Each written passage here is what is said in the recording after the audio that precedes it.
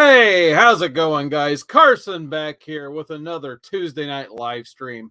I don't know about you guys, but it has already been a long work week for me. So I think tonight we're going to keep this short, sweet, and to the point, and hopefully address the chat as much as possible along the way. So before we get into this week's haul and reads and DC Universe fun and all that stuff, we got to go to the chat. We got Chris Barrett's hanging out in the chases. Hey, yo, I needed like a whole stack of toothpicks over here to flick, but we always got it. We go old school Chris Barrett. So let me take a sip of water for Chris.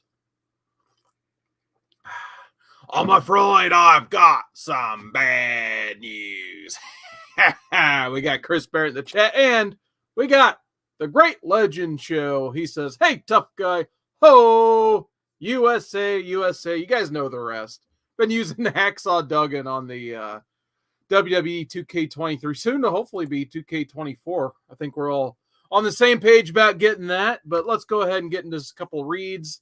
Then we're going to get into a haul and all that fun stuff. So the first thing I checked out this week, I only had a couple physical copy reads, and I'll probably do the haul, and then we'll get to the DC Universe stuff, which is where I read most of my stuff this week, actually. But I got TMNT issue 148. They're still on that road to 150, but they're almost there. So only 2 more issues to go before the big reboot.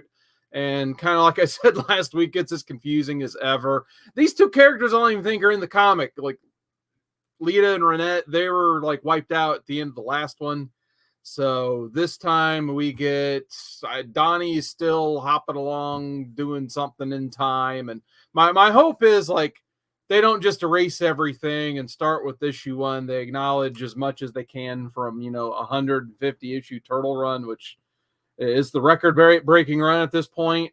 So I hope like all this time travel stuff and, timey-wimey, wibbly-wobbly doesn't just erase just enough for, a whole new fresh start, because Turtles, I just turned 40 basically this year. They've had like 1,000 fresh starts. So I'd like to see just the continuity kind of continue.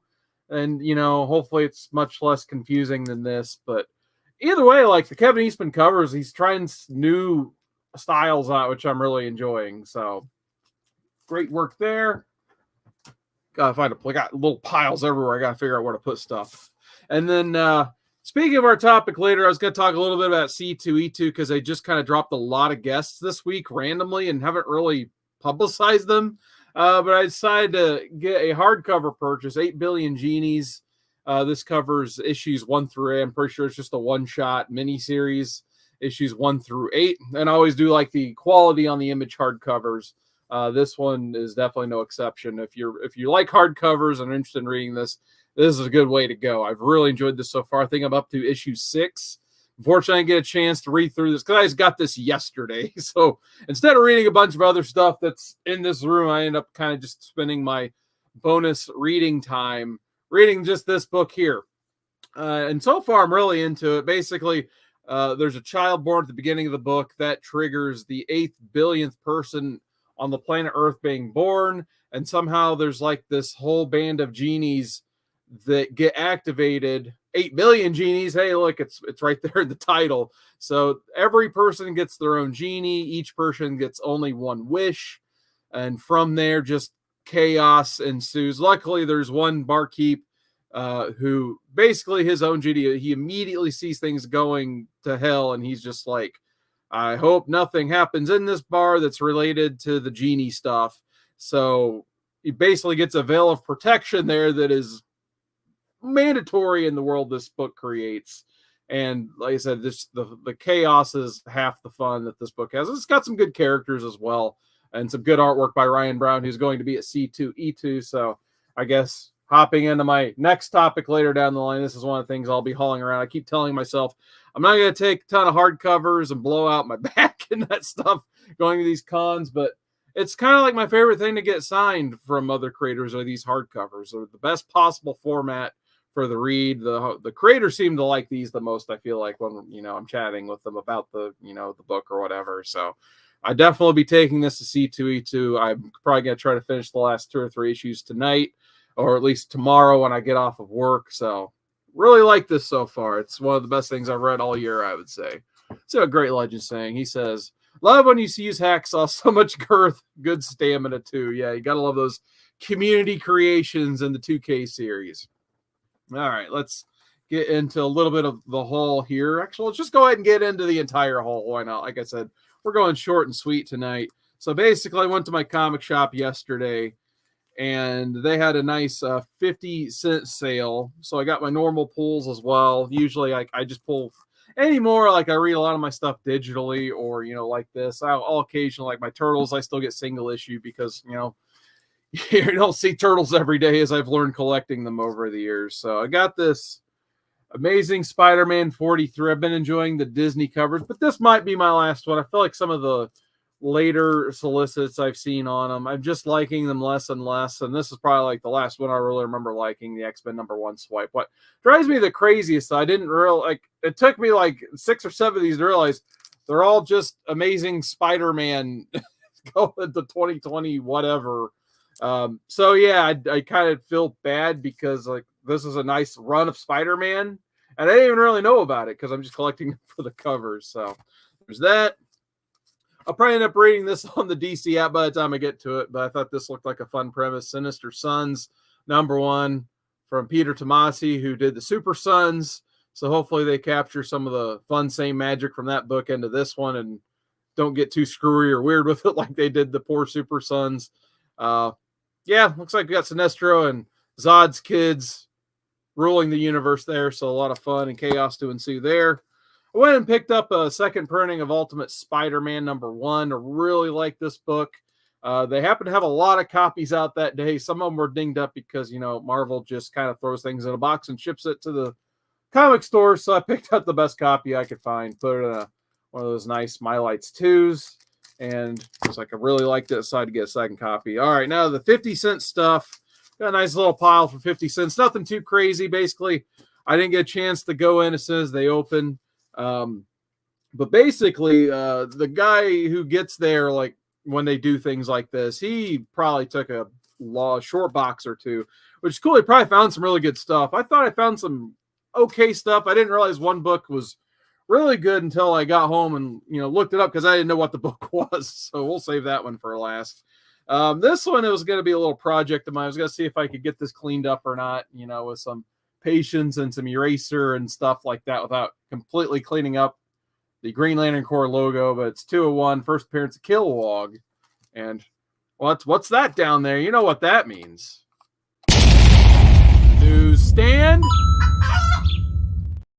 That's right. We got first Kilowog and a newsstand, but I don't know what this complimentary, not to be sold stamps must be some sort of library stamp. But boy, they took their stamping seriously. Speaking of newsstand, we got Batman Adventures 36. I believe this is the final issue of the first Batman Adventures run.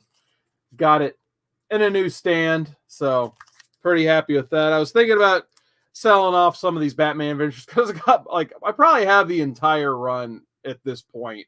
It'd be fun to try to get them in a newsstand at least, and maybe trade out my copies for the newsstand ones because once you got to the 90s, especially mid 90s, they were starting to get a little thin. I had to get some Turtles for 50 cents. I found this weird looking April O'Neil issue 2 with I don't know what's going on. Splinter's having a real bad day. At least the Turtles are. But 50 cents, Ninja Turtles, I will never leave that. I had to get that. Found Ghostbusters #1 from the IDW. I just really like that cover. I think I read like the Turtles Ghostbusters as part of my October reads when I did that way back when. And I wasn't a big fan of that, but yeah, at least like the cover for 50 cents. Found the first appearance of Doomsday, or at least the cameo, Man of Steel #17. I have a copy of this already. I only have one copy, surprisingly. And it was kind of banged up. The cover was very weak for, being a 90s book. So I was happy to upgrade that for only 50 cents. Green Lantern #1. I figured this would just be fun. Like if I might try to do a giveaway down the line. I figured this would be a fun one to give away because I really like this Green Lantern run. So threw that in my pile for 50 cents. Classic Superman 287. anything with crypto on it from this age, come on, I'm 50 cents every time. I hope I didn't miss out on more nice, cheap 50-cent crypto comics, but there's the only crypto I know about. I don't know any about this like cryptocurrency stuff. And then the last two got Captain Atom 42 for 50 cents. I've actually been on the hunt for this book for a little while. It's the first death in the mainline continuity. I actually cracked it open and read it just to, make sure it was all there, of course. And it's actually in really nice condition. Really enjoyed this one. Glad I found it for 50 cents because, like I said, I would have probably paid down the line a little bit for this. I feel like the value, like it was going decent for a little bit. Now it's like back down to $10 or something like that. But hey, I'll take it for 50 cents. That's no problem at all. But I really like the art. Seeing Neil Gaiman's death in there, it's really awesome. And then the last one I picked up, I had no idea what this one was, but obviously it had a Ninja Turtle on it, so I was buying it. But it's like a mini comic. It says it's a Street Collector's Edition #1. I guess this was a fan club giveaway from 1988, or the inside says 1988, but I feel like the other research I did said that it was distributed in 1990. But either way, these are, you don't see these every day. I think I researched starting with eBay just to see what in the world it was. And it seemed like it was just, there were only like 3 or 4 sold at like $40 to $70 a piece. So, hey, 50 cents, I consider that a pretty huge win. So I had a blast getting this. This was my find of the week for sure. Yeah, it's from 1988 Mirage. So definitely be hanging on to that. Now, let's see. We got the great legend here in the chat. He says, Newsstand Joe Staten. Awesome. Says, yep. He's talking about the Batman Adventures there. And then he likes that Jeff Johns Green Lantern as well. Got a Whatnot purchase in the mail, actually, right before I got home. So I actually got these books to show this week. Thought I was going to have to wait a week, but they showed up just in time for this live stream. So most of these are like retail, like 1 in 10, 1 in 25s, few foils thrown in. Most of them I think I got for like $5 around that or less. I think for this set I paid $7.50 for each book because they're foils. And then I'll just show this one first because I think I paid the most for it, like $8. It's the newest Transformers #1, the Daniel Warren Johnson Skybound run. This is the 1 in 25. They put notes on all the other books, but this one I believe. But got really interested to get into this Transformers run. I like Daniel Warren Johnson a lot. Met him at C2E2 last year. Think he's going to do a great job on this book. So happy to get the 1 in 25 for not like $25.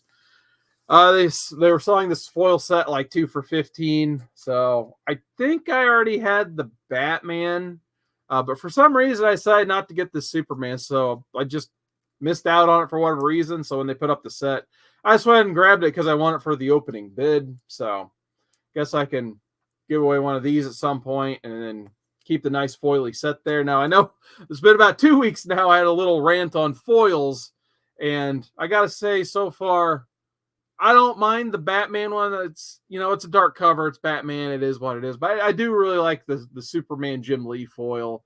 Nice, and there you go. Nice and super bright there. So I'm glad I got a copy of this for sure. And I believe this was, I can't remember if this was a 1 in 10 or 1 in 25. I got a Miko Soyan Days of Future Past. Just thought it was a fun cover to have. Like I said, I won it for the opening bid, so didn't want to break the bank on that one. Just thought it was cool. Got a G.I. Joe issue. I think this is a 300, so the last of the IDW run, and a 1 in 10. So thought that was a fun cover. I think I can't remember I think I did get another copy of 300, just like one of the normal covers. I wanted to make sure I had the 300. Got an issue 133, Derek Chu variant, 1 in 25. I may take this one and get it signed by Chip Zdarsky. We'll see. I'm kind of digging out a lot for Chip Zdarsky, and I'm pretty sure like he's with one of those, like I think he's with Comic Sketch Art, so he's probably got to charge for signature. But I figured this would be fun just in case I decided to take a few Batmans. Got the Superman issue #7 from the Williamson run, 1 in 25. Just thought it was a cool cover. I do need to get into this one as well in the DC app because from what I read of the Williamson stuff, I did enjoy a little bit of his Flash. I thought his Dark Crisis stuff was fine. It did what it needed to do to get to where we are now. But I haven't hopped into his Superman stuff yet, and I like the Superman I've read so far from DC in terms of they're trying to rebuild the family aspect, which is what the New 52 eventually killed off. So happy to see that. Very excited for Superman stuff. And anytime I see, Death of Superman stuff, including this like new whatever this was, this one shot, they had the 1 in 25. I think they threw this up for $5 as well. And I landed it for $5. So 1 in 25 of I guess I got to turn it this way. Just a full scape of the fold out was like the A cover, basically, the gatefold. And this is just a black and white of all of the Dan Jurgens art on that. So love me some Dan Jurgens. Happy to get that cover in the collection. And then shout out to my girlfriend because she actually watches the show. Hi. And she heard my rant about the Animal Man jacket. So she was nice enough to send me this in the mail this week. I didn't even know this existed. I probably would have tried to get it otherwise. So this is a DC Universe Justice in the Jungle set released in 2009 from Mattel. So not only did they have the smarts to give us an Animal Man with a jacket, even though it's hard goods, that's fine with me. We got a Bwana Beast as well. So you got like the opening of the Grant Morrison run right here in action figure form. So I guess Mattel 1, McFarlane Toys 0 in terms of Animal Man. But yeah, I was very happy with that. So thanks. Really appreciate that. And then, well, before we get into the C2E2 stuff, like I said, we're kind of going to go short and sweet here. Let's go ahead and talk about some fun I had in the DC universe.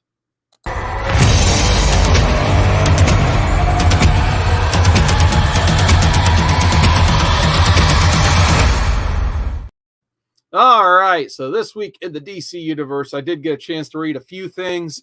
So the first thing on my list was Titans issue number 7. So they're continuing the Beast World storyline.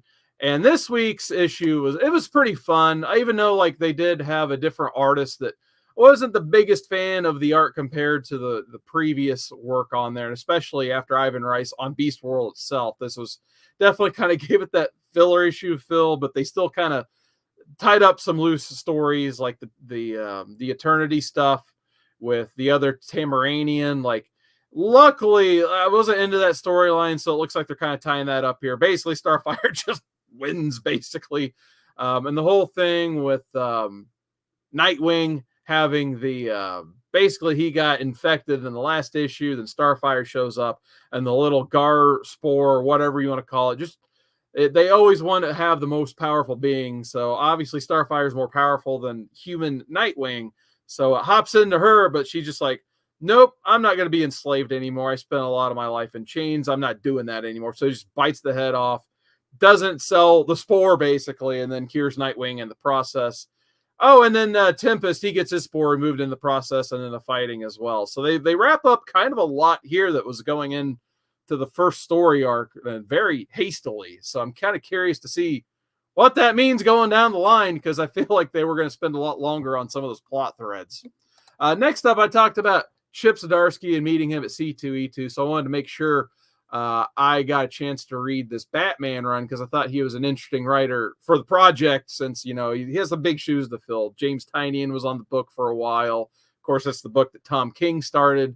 So he gets to follow writers like that.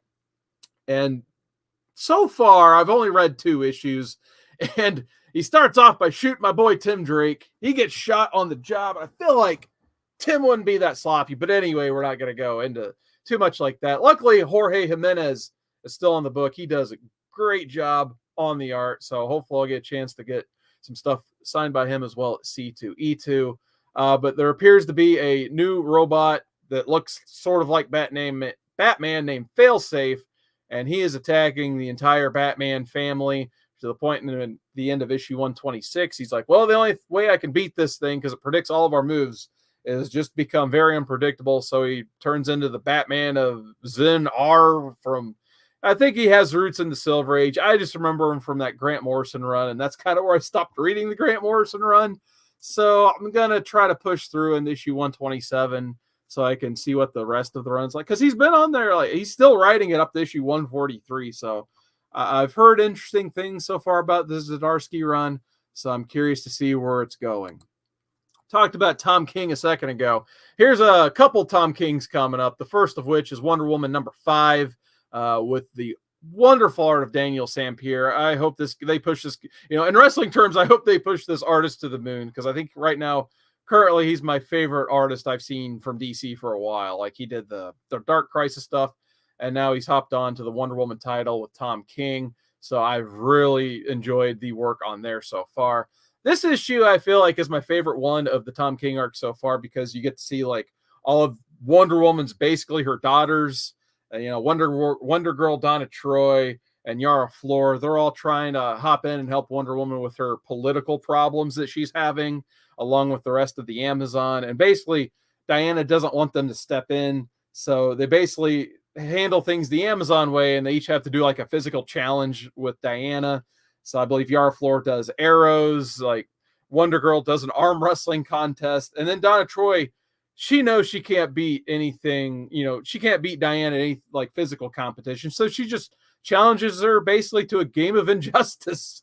So they sit down, play some video games, and somehow Wonder Woman wins everything. It's like, you're not going to get involved in my matters. And then the last page is just all three of her daughters in her apartment or wherever, her flat, wherever. And they're just like, yeah, we know you won. We're still not staying out of this. We're going to help you. So I thought that was a really cool issue. I definitely recommend Wonder Woman #5. I don't think I can recommend Power Girl #5, though. So I checked out Power Girl. I don't know why. It was like, it just hit today, Tuesday, on the Infinite part of the app.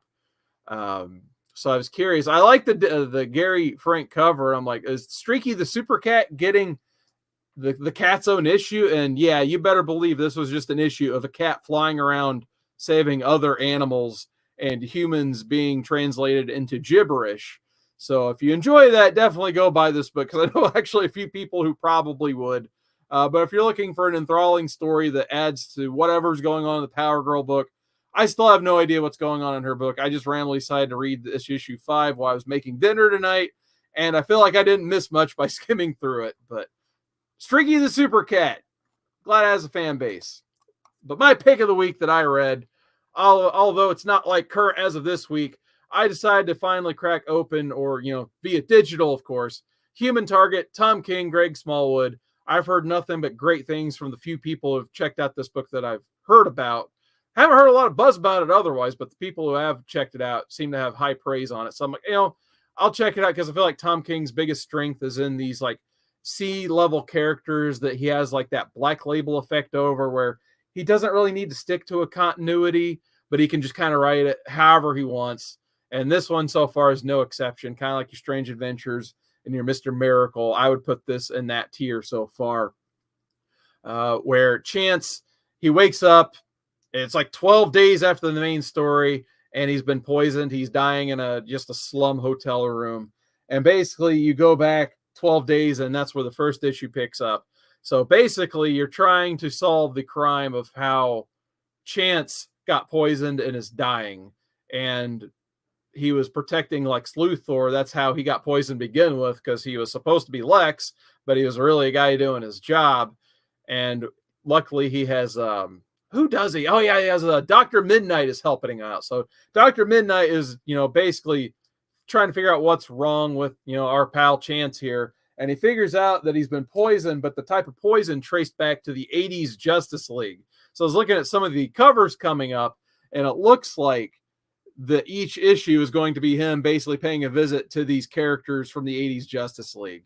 So it sounds like it's going to be a really cool ride getting the 12 issues. So I'm definitely going to go through this one probably after I get through reading, 8 Billion Genies that I talked about earlier in my live feed. So if you guys have any recommendations of what I should read next on the DC Universe app, definitely let me know. Human Target was one of those recommendations, and so far I'm very happy with that recommendation. So please leave it in the comments in the live chat here. Definitely let me know what I need to be reading next. All right, hopefully you guys enjoyed hearing me ramble about the DC app, but I want to get into this chat because I didn't want to stop talking about the DC stuff. So I need to get into this chat here. We got Christina Payne. What is going on, Christina? Nice to see you in the chat. Great Legend says, best girlfriend ever. Definitely remember reading the Animal Man run. We got art, bikes, and comics. Says, hey, Seawood, great legends. My former channel is Prowler671. I definitely remember you in almost all my chats. Welcome back, Prowler. Glad you're still hanging out here with us. Legend definitely remembers that, Prowler. Thank you, Christine. Yeah, definitely don't forget to like, comment, subscribe, all that stuff. I definitely at least want to hear some comments, some recommendations on what I need to be reading and all that good stuff next. Looks like Art, Bikes, and Comics says same here. Primarily watching Ben on Bigfoot kick lately on YouTube. Yeah, sometimes you can't go wrong. Classic Bigfoot. And it looks like they're just chatting amongst themselves. We still got Chris Barrett hanging out. Now, I know it may seem to be a little too early, but I already got C2E2 on the brain. They actually they dropped like a really sizable like comic guest list this week. I wish I could be saying I'm more preparing for Indiana Comic-Con, which is like 5 weeks earlier, but they have one comic person on the list that I've never checked out their work. So the fact that they're calling it Indiana Comic-Con, it should just be called Indiana Celebrity Con. But that being said, there are a few celebrities I'm thinking about meeting, so maybe I'll have that video for another time.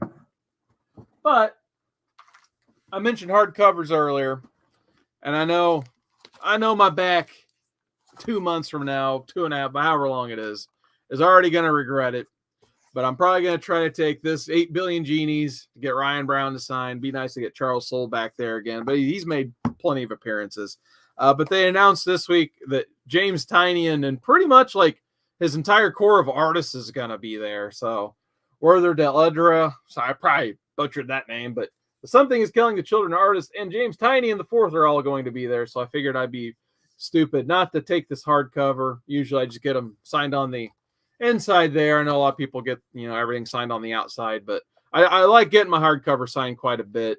So I'm definitely taking this. I actually pre-ordered once I heard they were all going because Martin Simmons is going too, who did the Department of Truth. I know, my Comic Core friend Drew Manchu is a huge fan of the Department of Truth art. So I'm going to take a hardcover. I'm going to get that signed by both gentlemen as well, hopefully. So I also need to read the second part of this. I've read half of this so far. So after 8 Billion Genies and, my DC reading stuff, my next goal is to finish this hardcover. And then I think the second one's due out in May. So we're just going to miss the C2E2 window on that. And then I'm definitely taking this to get Chip Zdarsky to sign the Sex Criminals hardcover, which I don't know if I can talk about this too much without YouTube flagging me. So I'm going to take this, get it signed. That's all we'll say about that. Let's see what else. Let's see. I was going to do more stuff, for the video. And I started digging stuff out for C2E2 and then ran out of time to make topics. So I will have an additional topic real quick here. While I was digging stuff out the show for C2E2, I forgot I bought this Secret Wars set. And guess what blew up last week? Secret Wars number 5. So I have multiple copies now. So yeah, I guess if anyone's looking for Secret Wars, let me know. Babs Tarr is going to C2E2 again. It's been a little bit. Actually, she might have went last year, but I just didn't have these two books in hand. So over the last year, I found the, I don't know if this is like a 1 in 10 or just a B cover or something like that. I found her cover swipe of the Adam Hughes #1 for this run. And this was the final part of that run that, she was definitely on the very end of that. So definitely wanted her to get this cover signed. And then I finally got a copy of this one this year. If you notice right here, about that print from her, like, I don't know, whenever this run was coming out. And then this was a 1 in 25 back then. So this was much more harder to get and more expensive. But I think I acquired this for like 10 or 12 bucks on a Whatnot stream about probably like 6 months ago or so. So I spent most of my time before this live stream trying to find this and dig it out so I'd have it separated to take the C2E2. So I definitely want to get this book signed. In-Hyuk Lee was also announced, so I figured I would take one of his Turtles Usagi covers and get it signed. I just acquired this probably like within the last couple of months, so I don't have a lot of In-Hyuk Lee stuff, but I do like this cover, so I'll definitely be taking that. Gavin Smith is going as well. He usually goes to almost every one of the C2E2 Chicago shows, and right after last year's, he got announced to be the Turtle artist. So hopefully he still lands a job, Turtles or something like that. Because I do enjoy his work, but he kind of got derailed by the Jason Aaron reboot announcement. But he did start with 140, even though For some reason, I didn't credit him on the top cover, so I might take a different issue after 140, but this is where his run started, so I might throw that in the pile. I might take it out just because they messed up the crediting. Pablo Villalobos, I believe he's going. I really like this Power Girl cover, so I'm going to throw that in my pile. Once again, I'm probably taking too much for Chip Zdarsky, trying to limit myself, but I really think this is a cool cover. I wouldn't mind, I started doing some of the gold label stuff last year with Sozo Mike. I don't even know if I ever showed that book on here. I might have to go get that next week and or maybe closer to C2E2 just to show it on this channel at some point. But this is one of those books. I thought the cover was so awesome. I might just go ahead and, get it signed by Chip and get it gold labeled, even though that probably cost a few bucks, but I really like this comic. I really like this cover. It might be the next, shout out to Comic Core Chad. I know that was like one of the big Batman / that probably is the Joker. Is that the Joker? Are we still debating that? This is the Joker, but is that the Joker? Anyway, enough with the inside jokes. Let's move on. I'm taking way too much Tynion, but his artist for this is going too, so I figure I may as well grab win number 1, take that. Got this, I think this is issue 25. This is a retailer instead of Adam Hughes cover. Figure I get that double signed because I really like this cover. Probably my favorite Something Is Killing the Children cover, to be honest. That Adam Hughes exclusive. Once again, got some Dracula. Get this double sign. I know Drew, he's a big fan of Martin Simmons, so I want to get as many signatures from him as possible. And then I was on a Whatnot stream from SMZ Comics. I don't think I bought anything on that stream, but there was maybe a scoop on there that the Scorza brothers are going to be at C2E2, which did all of the art for The Last Ronin. So I might take these exclusives. Like I think this one was an exclusive to the Kevin Eastman store. Or no, this was a San Diego Comic-Con exclusive. Yeah, convention exclusive. I think they still sold it on the Eastman website. And I think this one is issue 3. It was only sold on the Eastman website. And I might just take my hardcover as well for that. It's not that big. I was debating if I wanted to take my first printings of issue 1 because I do have an extra set just laying around basically. So if they do get officially announced to go, I'll at least take these 2, maybe the hardcover, but we'll see. So far, it's already turning in to quite the backpack. So, and that's just me running around this room, being up all day and at 2:30 this morning, getting things ready for the stream to talk about. Obviously, there's going to be a lot more than that because, if you haven't been paying attention to this channel, you want to go through some playlists, go to my channel home, look at my playlist, and there's one called Signature Series. And it's just me counting over 1,000 signed comics in my collection. So if you like signed comics, go to my channel, go to that playlist, and you'll find plenty to look at there. All right. Let's see. Let's go to the chat. We got one last plug for tomorrow's show, and then we'll probably go ahead and sign off here. See what we got. I got to find where I left off. Chris Barrett says, please don't provoke Uncle Drew. Art Spikes and Comics says, thank you for the IG follow legend notification just popped in my phone. Yeah, I'll definitely have to look for you on IG for sure. Chris Barrett, do you got IG? Yeah, definitely follow Chris Barrett on Instagram as well. I know he's hidden over there as well. Legend says, look tired, but awake. Yeah, someone kept me awake last night sending me Xbox party invites, but it's all good. Sometimes you can't put a price on spending time with family and friends. That's for sure. So let's get to our last plug, and then we're going to go ahead and sign off here so I can get some rest. We have Modern Men coming up tomorrow. It's going to hit a little later in the day because, to be honest, I got to finish editing still. It's a spicy episode. Let's just say that. So once again, we're going to split up into 2 parts. Part 1 of our Authority Modern Men episode is going to be us casting the James Gunn DCU version of the Authority. So if you like casting calls and all that fun stuff, all to, the old 90s Wizard magazine and all that fun stuff. We had fun casting the Authority, but we also kind of get to know the characters as well and all that stuff along the way. So definitely check that out tomorrow. It's like I said, it's going to upload a little later in the day. And then the following Wednesday will be our book review of the Authority Volume 1. And I was actually pretty shocked about all of the disagreements we had on this book. Well, actually, we almost agreed to not like the book, or maybe did we? I don't know. You got to tune in to find out. So we had some surprising opinions that I did not see coming. So I highly recommend checking out this episode because I'm having to do a lot of edits. It's getting interesting. I had to learn how to use and make a bleep button. Let's just say that. You're going to enjoy it. Trust me. The Authority, Modern Men, that hits tomorrow. Hopefully we'll keep that Wednesday schedule of Modern Men. I'm thinking about doing some X-Men after that. These guys over there, they're tired of DC after 2 episodes.